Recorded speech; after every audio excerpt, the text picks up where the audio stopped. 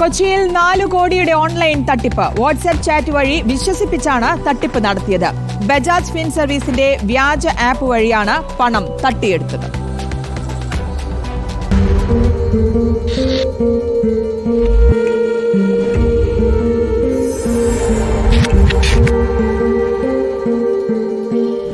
Bajaj fin സർവീസിന്റെ വ്യാജ app സൃഷ്ടിച്ച് വാട്സാപ്പിലൂടെ link അയക്കുന്നു.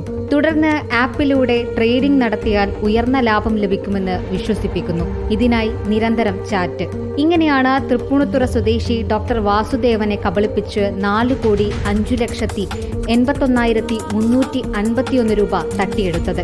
ചുരുക്കി പറഞ്ഞാൽ ഒരാളിൽ നിന്നുമാണ് ഈ തട്ടിപ്പ് നടത്തിയവർ 4 കോടിയിലധികം രൂപ തട്ടിയെടുത്തത്. സെപ്റ്റംബർ 26 മുതൽ പല തവണകളിലായാണ് വാസുദേവൻ ഈ വ്യാജ ആപ്പിൽ പണം നിക്ഷേപിച്ചത്.